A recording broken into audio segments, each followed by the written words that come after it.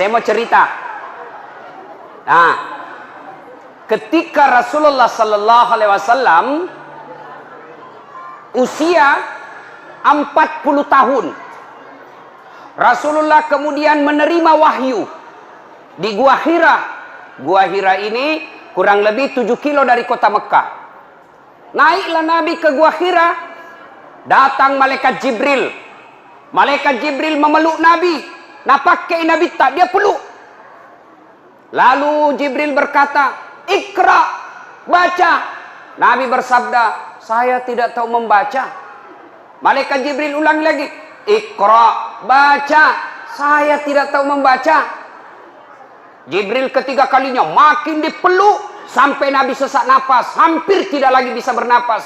Lalu Jibril berkata, "Iqra, baca." Nabi mengikuti, "Iqra bismi rabbikal ladzi khalaq" sampai ayat kelima.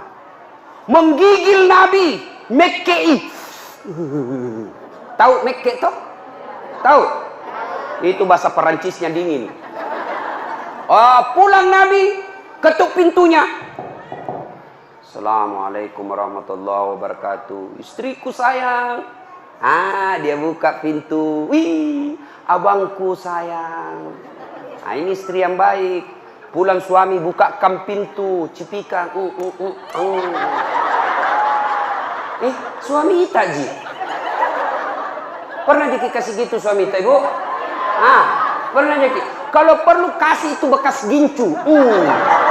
Tempel Ibu, tahu ndak sedekahnya ibu-ibu kepada suami? Sedekahnya suami kepada ibu tiap hari. Bapak-bapak ini yang di luar, tahu ndak sedekahnya suami kepada istri setiap mau keluar? Apa sedekahnya? Nabi setiap mau keluar, dia cium jidatnya istrinya.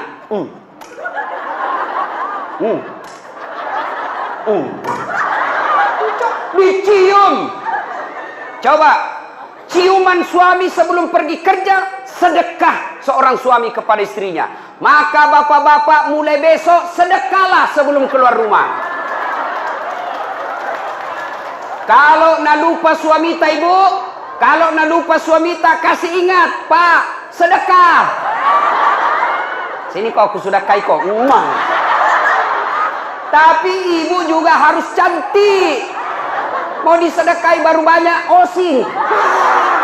Mau disedekahi bau kalepanya, kariwil rambutna, kuning gigina.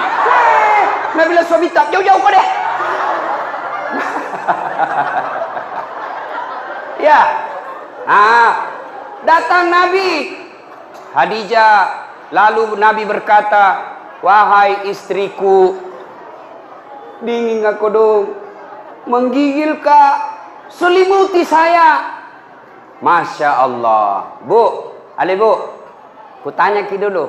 Ini misalnya toh 3 hari 3 malam tidak ada suami tak, ditelepon tidak aktif HP-nya, dicari tidak tahu kemana, tiba-tiba datang menggigil.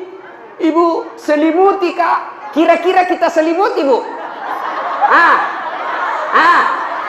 Oh, Ibu, kita selimuti? Tidak. Kali selimuti kak, langsung, "Dari mana kau?" Langsung diinterogasi. "Selimuti kak Ibu?" Langsung dia bilang, "Cik dakko."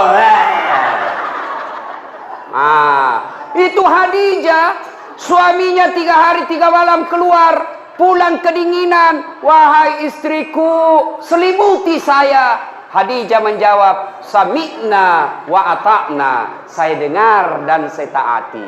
Maka hikmah pengajian pertama, Ibu, pulang ki pengajian ini, apapun nak perintahkan ki suamita, selama tidak bertentangan agama, wajib Ibu ikuti. Saya ulang, apapun nak perintahkan ki suamita, selama tidak bertentangan dengan agama, Ibu wajib mengikutinya. Dosa kalau tidak ikut. Tahu? Bu, pakai kau jilbab. Siap. Jangan yang sampi-sampi. Siap. Jangan yang pendek-pendek. Siap. Kalau Ibu tidak lakukan, bukan cuma dosa kepada Allah, tapi juga dosa kepada suaminya. Nabilan suamita. Nabilan suamita. Ibu, jangan kau terlalu tebal gencummu. Jangan kau cukur alismu. Jangan terlalu banyak make upmu. Saya tidak suka. Tapi ibu tetap lakukan. Maka ibu sepanjang jalan laknat Allah buat ibu. Ngerti? Nah, ini sekarang ibu-ibu banyak nalawan suaminya. Jelas? Kecuali, dengar, kecuali suamita na perintah ke yang bertentangan agama. Contoh, Bu, dan saya mau pakai jilbab deh. Jelek kau kuliah kalau pakai jilbab kok. Sudah mi, buka itu jilbabmu supaya kelihatan itu rambutmu yang berombak-ombak. Supaya kelihatan itu lehermu yang telu. Supaya kelihatan itu seksi badanmu. Maka suami seperti ini tidak wajib ditaati. Ya? Ibu, apa? Sudah milah. Tapi kau dulu belikan anu domeng. Mau kak berjudi. Maka perintah seperti ini tidak wajib diikuti. Tapi selama perintah itu menaati perintah Allah, tidak bertentangan dengan perintah Allah dan Rasulnya, maka ibu berdosa ketika tidak mengikutinya. Contoh nabilan suamita, jangan pernah keluar rumah, tidak boleh kau keluar rumah sebelum saya pulang dari kerja. Maka kalau ibu keluar, haram langkah-langkah kaki ibu. Masya Allah. Nah, ibu-ibu jangan pernah keluar rumah tanpa izin suami. Dengar cerita. Halo ibu. Oh ibu. Bu.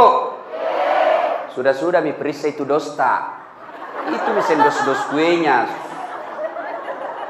Nah lihat terus. Pacetong. Bu. Ada orang sakaratil maut ibunya. Malasa indokna. Sakit ibunya. Maka datanglah tetangganya memanggil anaknya. Bu, sakit imam mata. Pergi ke besui. Apa karena ibu ini? Minta maaf kak, kasihan. Mau sekali kak pergi besui. Tapi suamiku lagi keluar. Dia pesan saya, jangan tinggalkan rumah sebelum saya pulang. Tidak datang. Sakaratil maut ibunya. Datang lagi tetangganya. Ibu, datang kilia mama tak kasihan. Sakaratil maut bi. Ini yang terakhir kalinya ibu lihat. Apa kata anaknya? Maafkan saya kasihan. Belum datang suamiku. Saya mau sekali ke sana tapi suamiku belum pulang. Saya dilarang keluar oleh suamiku. Meninggal ibunya. Datang lagi tetangganya. Ibu, meninggal mi mama tak kasihan. Pergi lihat yang terakhir kalinya. Tolong pergi lihat sebelum dimakamkan. Apa kata ini istri? Maafkan saya mau sekali ke sana tapi suamiku belum pulang dari medan perang dan saya dilarang keluar sebelum dia pulang. Dimakamkan. Selesai dimakamkan, tidak datang, mulai sakit, sakaratil maut, sampai dimakamkan tidak datang.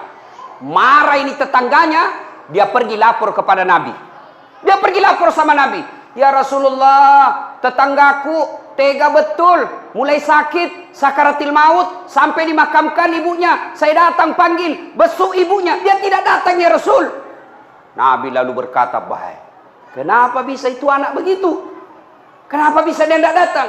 Lalu ini berkata, dia tidak datang karena dilarang suaminya keluar. Katanya suaminya pergi medan perang, lalu dipesan sama suaminya, jangan pernah keluar rumah sebelum saya pulang. Maka itu ibu tidak datang. Apakah Nabi marah? Apakah Nabi marah? Tidak. Nabi lalu bersabda, diampuni seluruh dosa ibu yang meninggal karena punya anak yang taat sama perintah suaminya. Masih ada ibu-ibu begini sekarang? Woi. Masih ada? Kasihan. Baru 10 menit pergi suaminya na telepon temannya datang mago. Cepat kok, tidak ada mi suamiku. Maka ibu-ibu saya heran. Di mana-mana masjid ramai majelis taklim. Di mana-mana ramai majelis-majelis taklim. Bahkan setiap masjid ada majelis taklimnya. Tapi anehnya, kenapa ibu-ibu sekarang banyak yang tidak tahu taat sama suaminya? Demi Allah ibu, Demi Allah, biar ibu salat tiap hari, bahkan sampai hitam jidatnya, puasa Senin Kamis, ngaji, tadarus, tahajud tiap malam, tapi tidak taat sama suaminya, mendurhakai suaminya, dia kurang ngajar sama suaminya. Demi Allah, jangankan masuk surga, baunya surga diharamkan bagi ibu seperti ini. Kenapa bisa Ustaz? Kenapa bisa begitu? Tahu, ibu harus tahu. Kenapa? Karena kami suami yang tanggung ibu nanti di akhirat. Ketika ibu melanggar, ketika ibu bikin dosa, kami suami yang tanggung dosanya ibu sebagai kepala rumah tangga. Beda ibu-ibu. Ibu-ibu taat ibadah, rajin sholat, tutup aurat, Senin Kamis puasa. Suaminya tukang judi, suaminya koruptor, suaminya pemabuk, suaminya pengedar narkoba, suaminya tukang tipu, tapi istrinya soleha. Demi Allah, istrinya tetap masuk surga, suaminya dibakar di neraka, tidak ada hubungan. Maka ibu, jangan keluar rumah tanpa izin suami. Jangan lakukan apa-apa tanpa izin suami. Kenapa? Karena suami yang tanggung ibu nanti ketika di akhirat. Maka bersyukur ibu-ibu yang punya suami. Kenapa? Karena itulah nanti yang lindungi ketika di akhirat. Maka hargai suami tak. Jangan hina suami tak gara-gara dia miskin. Ini banyak ini istri kurang ajar sama suaminya. Mentang-mentang agato iko, ku taunya ko, nulamar ka dulu di seperangka ala sholat. Ndak nu belikan nga rumah. Rumah lagi bapakku ini nu tempati. Kamu juga saja selain belikan ko baju. Pensiun mako. Ndak ada gaji nu.